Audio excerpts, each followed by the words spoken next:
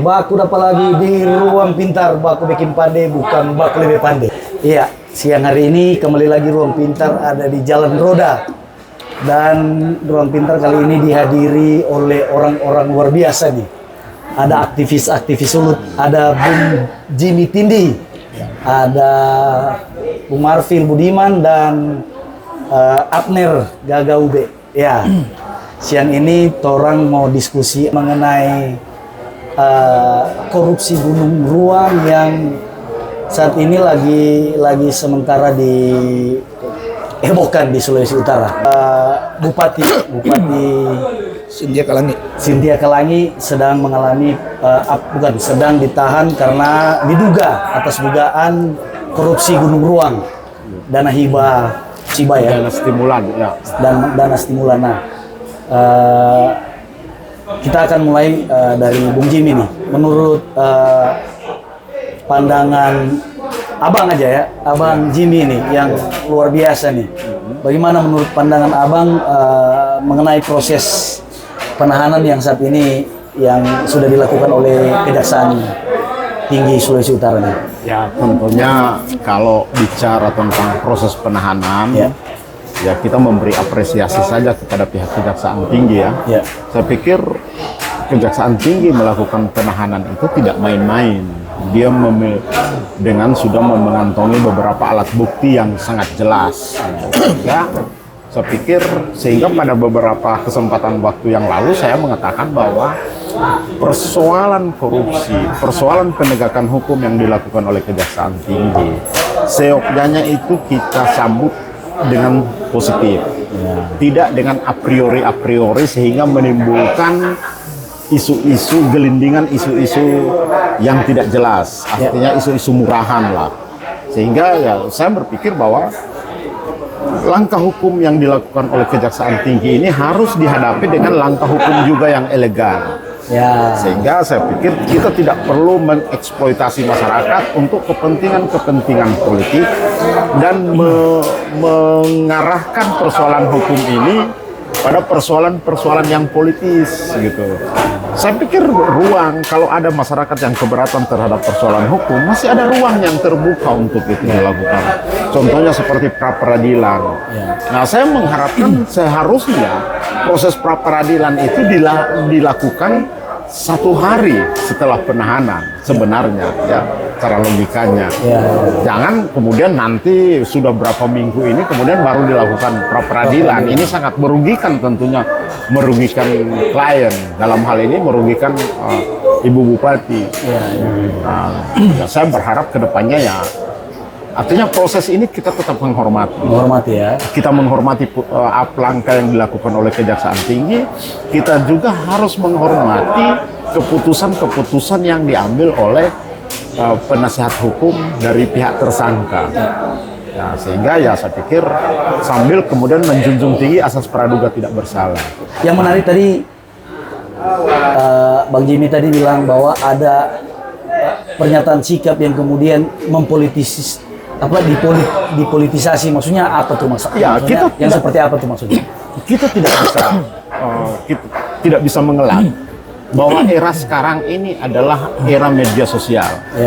Bagaimana para netizen memiliki penilaian tersendiri terhadap setiap kasus, sehingga terjadi isu-isu liar yang menggelinding. Malah ada yang kemudian saling curiga di antara masyarakat di Sitaro sana. Ya, kita cukup prihatin saja. Jangan sampai ini terjadi. Nah, artinya bahwa kita betul-betul menaruh penegakan hukum pada koridor penegakan hukum yang sebenarnya, bukan pada unsur kepentingan lain-lain. Kan kemarin sudah dibantah oleh Kejaksaan Tinggi Sulawesi Utara bahwa seolah-olah ada konspirasi di balik penahanan ini. Ya, sebenarnya ini tidak akan menjadi bias seperti itu kalau kemudian masing-masing kita memiliki menaruh persoalan ini tidak prejudis terhadap satu pihak. Artinya pihak A tidak prejudis terhadap pihak B. Ya, seperti itu, tidak ada saling curiga, tapi kita betul-betul meminta ini menempatkan posisi hukum sebagai panglima. Ya, kita banyak mengidam-idamkan bahwa hukum harus menjadi panglima di negara ini. Iya betul. Ya. Tapi yang menarik nih, Bang Jimmy, setelah ada penahanan itu, Bupati ini teriak seolah-olah bahwa dia tidak bersalah meminta perlindungan ke Presiden Prabowo, menyurat dan lain sebagainya. Menurut pandangan Bung Jimmy seperti apa nih? Ya, itu hak beliau ya. Hak beliau untuk menyuarakan seperti itu, tetapi sebaiknya itu dilakukan lewat koridor yang tepat. Yang sudah ada disediakan ya, yang sudah peradilan, disiapkan di proses hukum yang berlaku. Sehingga tidak menimbulkan multitafsir. Di kalangan masyarakat ya? Iya, pernyataan ini kan menimbulkan multitafsir kita terhadap proses hukum yang berlangsung ini. Ya, jadi kita menempatkan proses ini karena secara betul-betul untuk penegakan hukum agar betul-betul kita secepatnya persoalan ini bisa selesai agar masyarakat menemukan solusinya. Karena di balik persoalan hukum yang sementara berlangsung ada ribuan masyarakat yang menanti. Ada hal yang harus diselesaikan. Harus diselesaikan. Artinya bahwa proses hukum ini jangan kemudian menghambat persoalan yang dirindukan masyarakat ini. Oke, benar. Nah, pendapat Bung Marfil Budiman ini sebagai seorang yang tentu saja sudah dikenal di kalangan masyarakat Sulawesi Utara ya, dan juga Nusa Utara tuh mengenal Bung Marfil Budiman. Nah, bagaimana pandangan Bung Marfil dengan adanya temuan dugaan kasus korupsi ini? Tentu hal ini kita harus seperti yang tadi dikatakan oleh senior kami, bahwa kita harus menghormati apa yang dilakukan oleh pihak kejaksaan dalam ini penahanan terhadap Ibu Bupati. Tentu proses hukumnya telah memenuhi beberapa unsur kajian daripada pihak kejaksaan. Namun tadi ada langkah-langkah hukum yang bisa ditempuh oleh pihak Ibu Bupati dan tim kuasa hukumnya. Tapi sebagai warga Nusa Utara, apalagi kami juga tergabung di dalam Aliansi Masyarakat Nusa Utara Bersatu atau AM1, tentu ini memberi apresiasi buat penegak hukum, karena kita melihat juga di sana ada korban-korban saudara-saudara kita dari warga Nusa Utara yang khususnya ada di seputaran Tagulandang dan sekitar, yang mereka juga terdampak cukup berat atas musibah ini. Dan ketika mereka mengharapkan bantuan ini bisa didapat sesuai dengan regulasi, sesuai dengan apa yang dijanjikan, tapi tiba-tiba ada yang kami mendapat informasi mungkin belum menerima sampai saat ini, ada yang nama-nama keluarga yang korban hilang datanya. Nah, kami tidak mau menggiring opini seperti tadi yang dikatakan oleh Bang Tim, apakah ada politisasi dalam hal ini.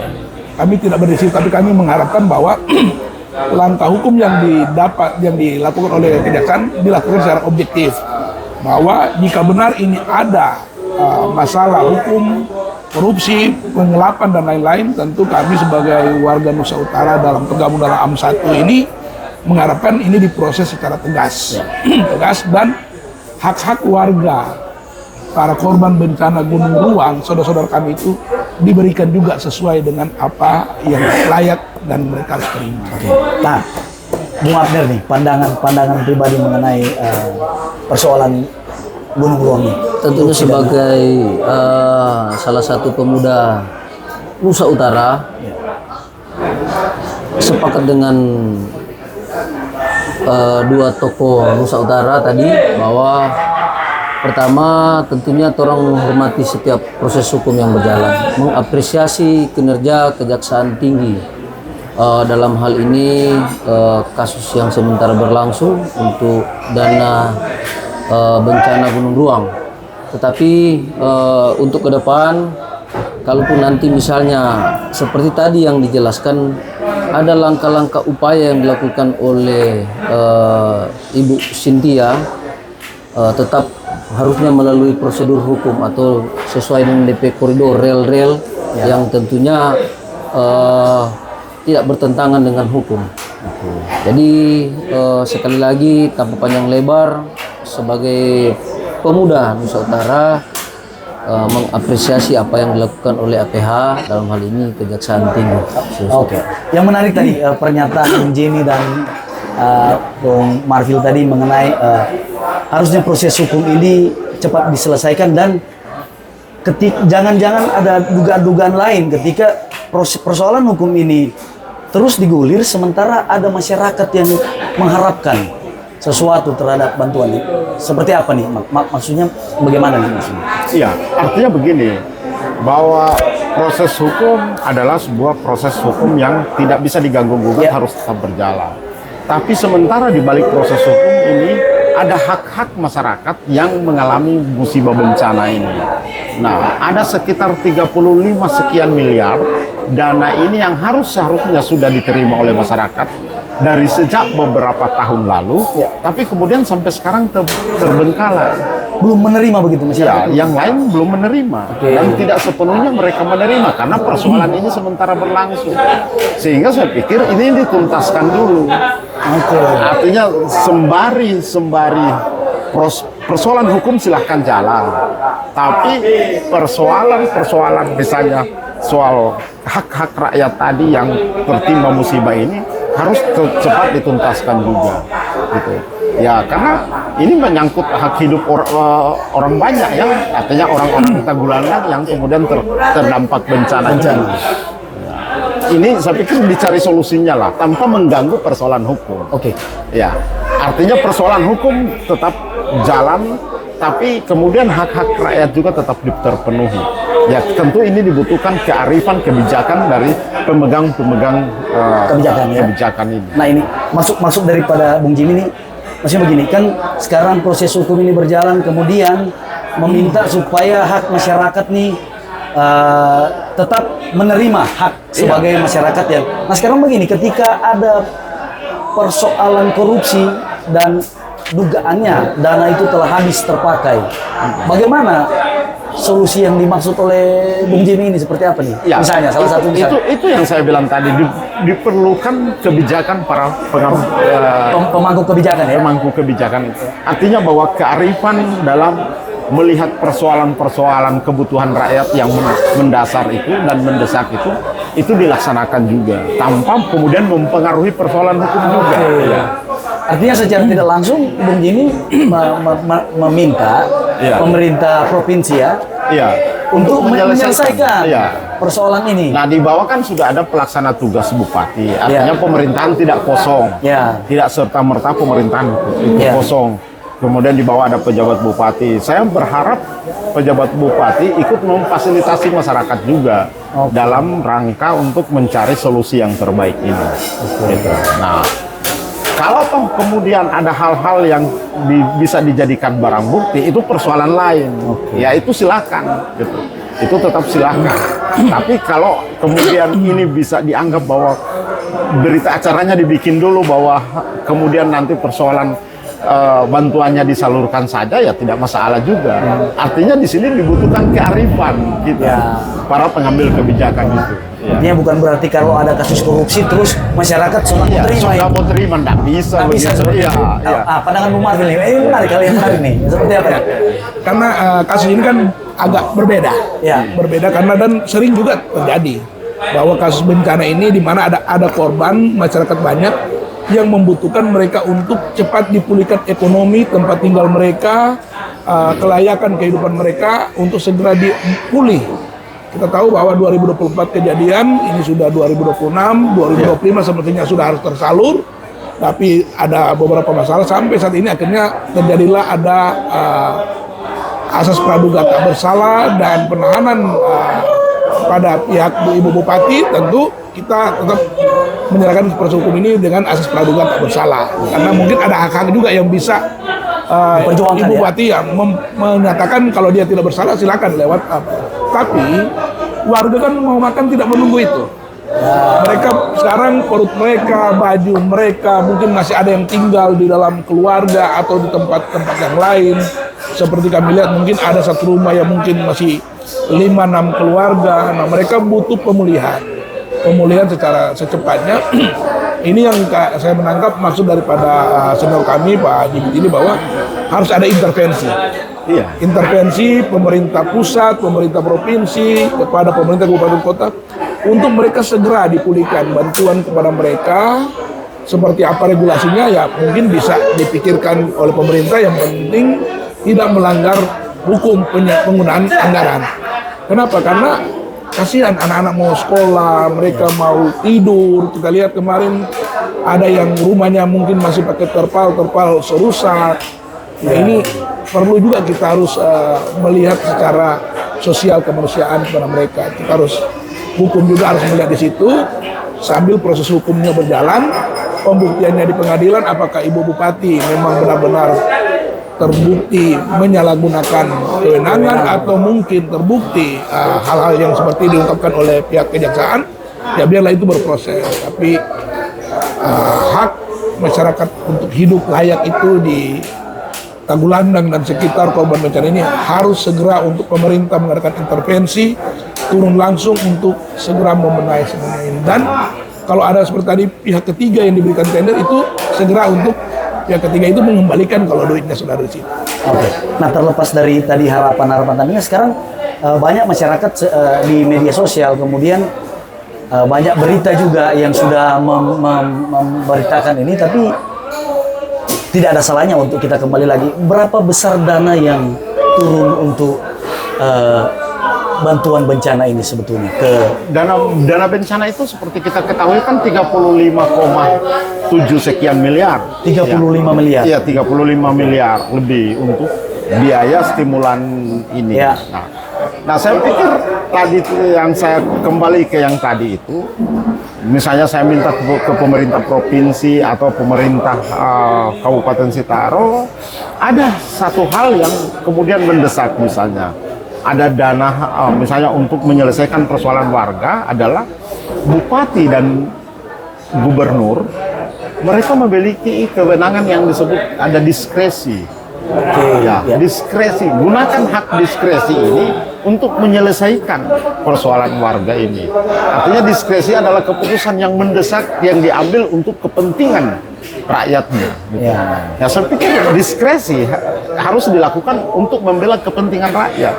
Jangan diambil untuk diskresi ini diambil hanya untuk mengambil keuntungan pribadi, kelompok atau organisasi manapun tertentu, ya tertentu. Tapi bagaimana diskresi ini dimanfaatkan untuk kepentingan rakyat. Oke. Nah, sejauh ini, Bung Marvin, bagaimana kondisi sebetulnya yang para korban bencana nih yang ada di sana? Mereka setelah ada penangkapan, penanganannya udah seperti apa sebetulnya yang di Kalau kami melihat, kami juga melihat mungkin memantau pantauan, melihat juga rekan-rekan juga ada di sana, bahwa memang ekonomi sana sekarang saat ini sudah mulai pulih, masyarakat sudah mulai normal karena sudah 2 tahun lebih. Tapi kerusakan juga rumah warga kan ada juga yang belum menerima full, ada yang mungkin data tadi saya bilang hilang atau dihilangkan.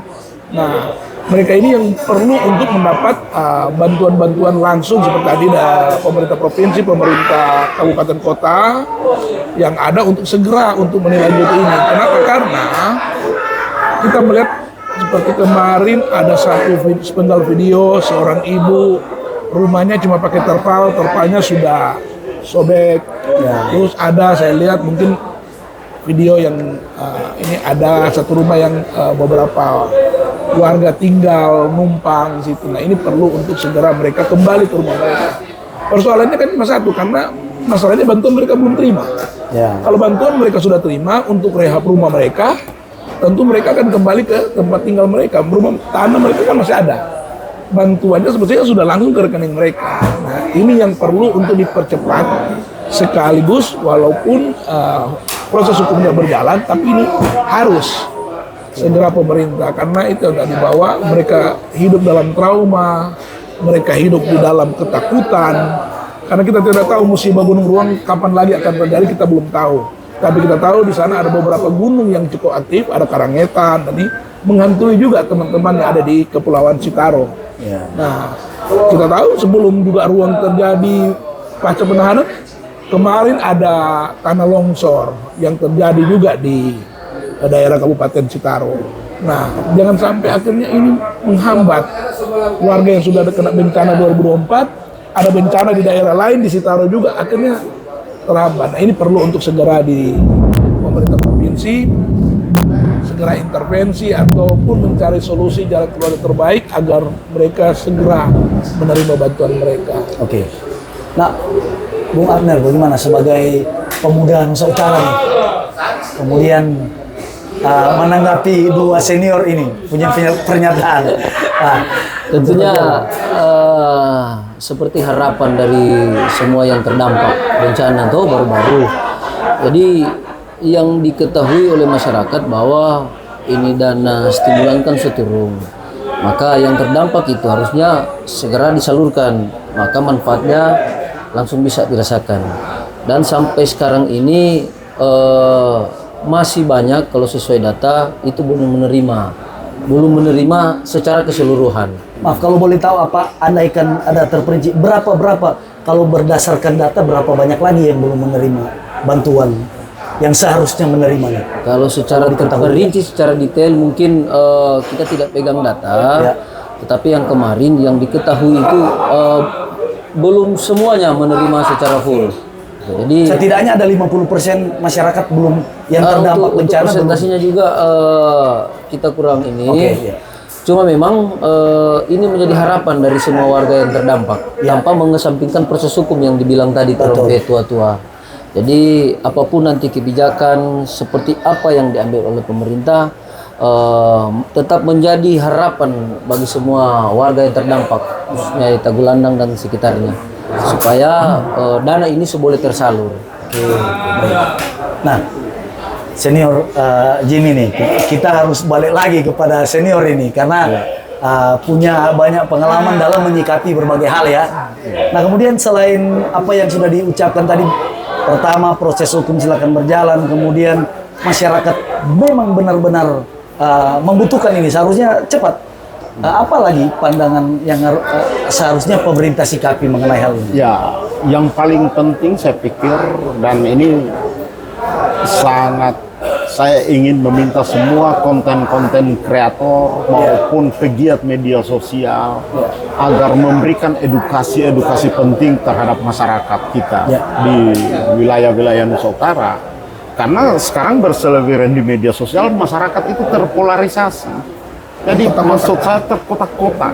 Banyak kepentingan-kepentingan yang masuk dengan asumsi-asumsi yang berbeda-beda.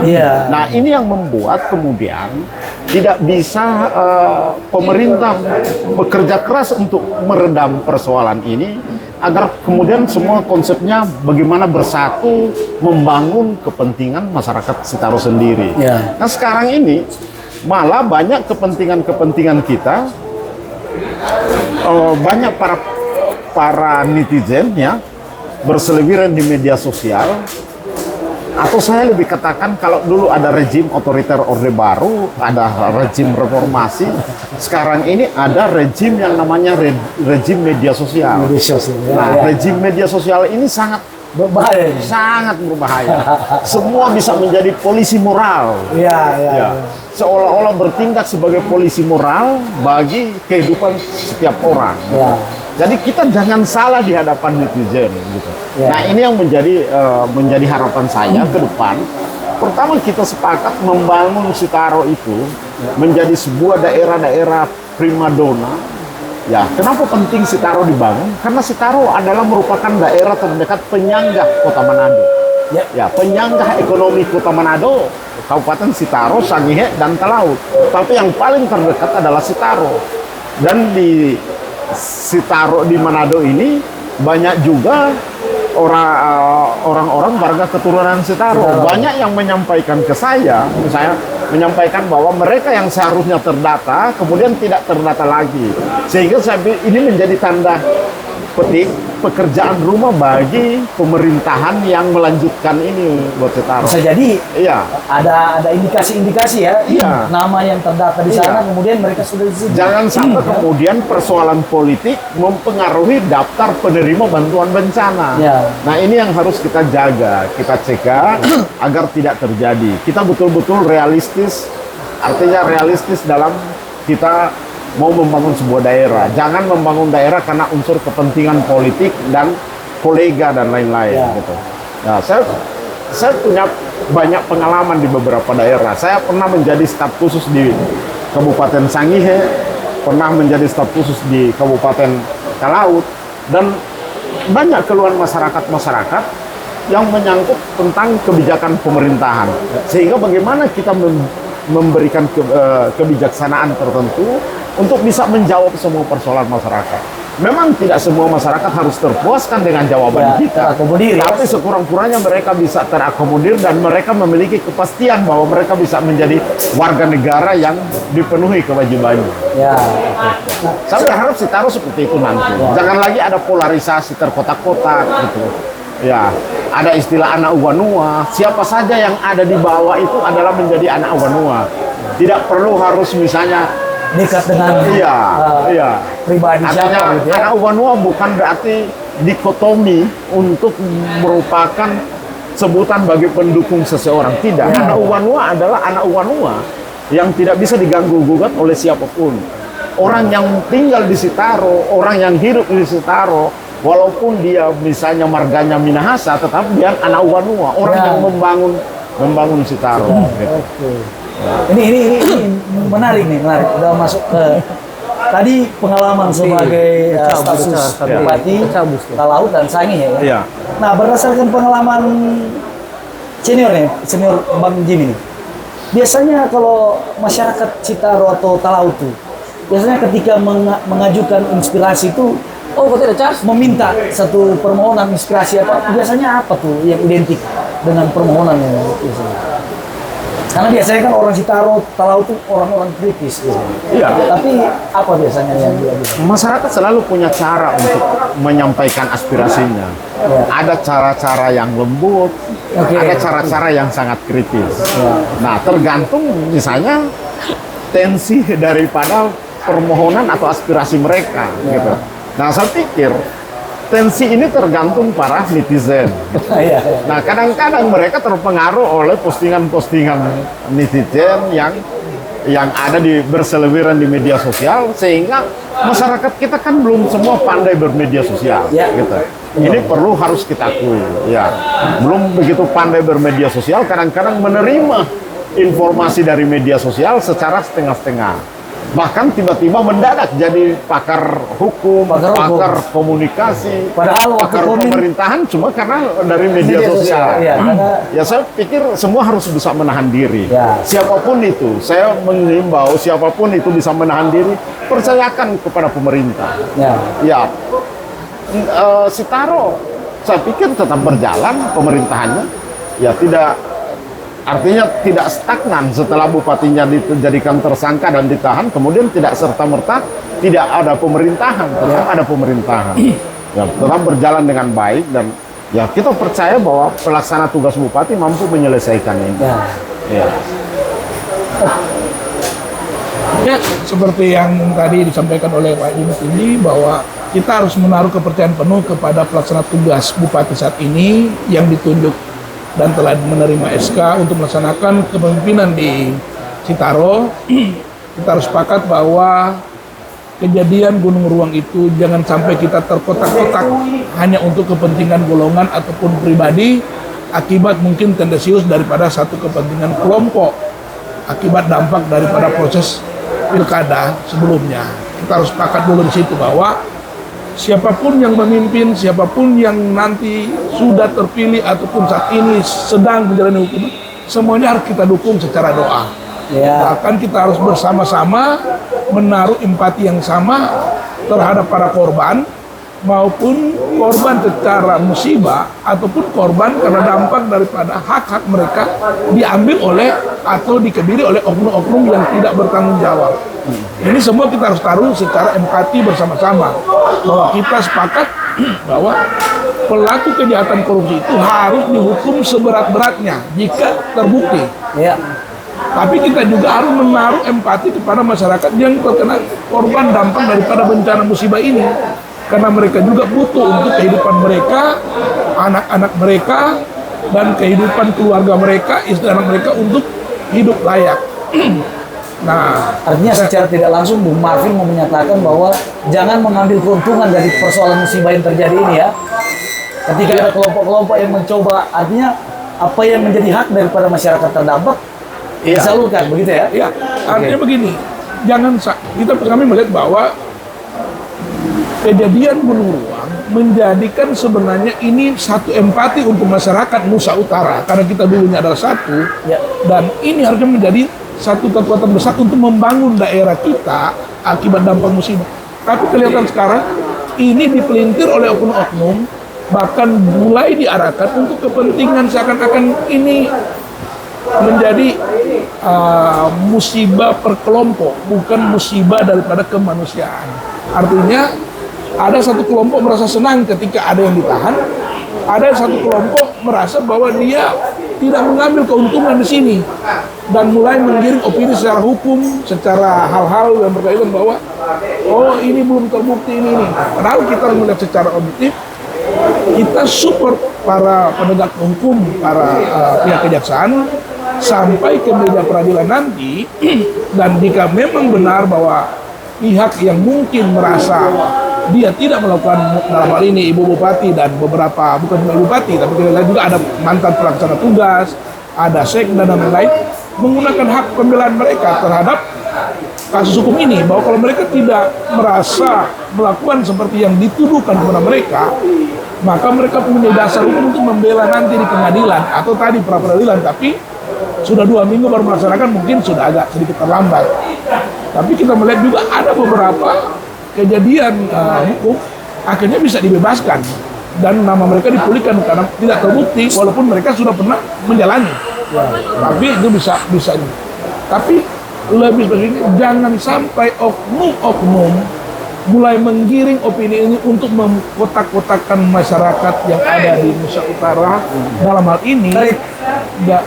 hal ini kita jangan sampai menjadikan bahwa kejadian yang terjadi ini kejadian yang memenangkan satu kelompok golongan, padahal ini tidak ada yang dimenangkan, tidak ada yang diuntungkan. Musibah sama-sama kita harus berempati bersama-sama. Ya, oke. Nah, closing statement kita tadi udah dibuka oleh Bang Jimmy, sekarang closing statement dari Abner. Apapun itu tentunya proses hukum sementara berjalan. Jadi orang menjunjung tinggi asas praduga tak bersalah. Jadi biarlah kita menanti proses hukum yang sementara dijalani oleh Ibu Cynthia dalam hal ini, dan marilah kita mensupport pemerintahan dalam ini PLT yang baru yang ditunjuk oleh Bapak Gubernur. Mari kita bekerja sama, bersinergi. Tentunya kita sebagai masyarakat untuk ke depan bagaimana kita membangun Sitaro. Tentunya kemarin sudah baik, ke depan lebih baik lagi, makin lebih baik. Ya, Bung Martin. Kalau menurut saya bahwa kita dukung APH, tapi kita juga harus dukung pemerintahan yang dilaksanakan sekarang, Bapak PLT, Bapak Bupati, dan jajaran yang ada, untuk masyarakat Sitaro bersatu kembali. Bersatu, berdoa, berkumpul bersama, untuk sama-sama melihat pemulihan akan Kabupaten Sitaro ini kembali menjadi normal. Karena 2 bencana yang terjadi berturut-turut ini sebenarnya ini menjadi bahwa pembelajaran dan catatan juga buat seluruh para bupati, para kepala dinas, para instansi terkait, jangan coba-coba memainkan dana bantuan kemanusiaan khususnya bencana. Karena hukumannya sebenarnya adalah hukuman yang berat seumur hidup ataupun 20 tahun. Karena itu mengambil hak kepentingan masyarakat yang sebenarnya kena musibah. Oke. Ini closing statement. Sitaro identik dengan Pakatiti, Tuhema, Pakanando, Mengena, Bolembalang, Singkahindo. Panjang banget. Ya. Artinya bahwa orang Sitaro identik dengan teliti, itu pertama teliti, yang kedua kemudian secara cermat dan rajin, ya, kemudian bersatu. Nah, filosofi budaya ini yang kemudian harus tetap mengakar dan membumi di bumi Sitaro ini. Artinya bahwa kemudian kita tidak terprovokasi satu sama lain, ya. Tidak artinya tidak bijak, ya, lebih bijak. Budaya ini lebih bijak lagi masyarakat Sitaro dalam memilah setiap informasi, dan utamanya adalah bagaimana semua bersatu. Bersatu karena dengan yakin bahwa ketika kita bersatu maka tidak ada persoalan yang tidak diselesaikan. Oke. Yang pada intinya masyarakat Sitaro dan para senior-senior aktivis Sulawesi Utara ini mendukung proses hukum yang ada, namun mengharapkan pemerintah provinsi, lebih khusus Bapak Gubernur ya, untuk tetap memperhatikan masyarakat yang membutuhkan, tetap membutuhkan bantuan itu. Apapun yang menjadi pada akhirnya solusi apa yang akan dipikirkan nanti, lah itu harus tetap dilakukan demi bangkitnya masyarakat Sitaro yang terdampak bencana Gunung Ruang. Demikian. Dan demikianlah Ruang Pintar. Kita telah bincang diskusi dengan para senior kita di siang hari ini, dan torang baku dapat lagi di Baku Bikin Pandai bukan Baku Lebih Pandai. Selamat siang. Siap.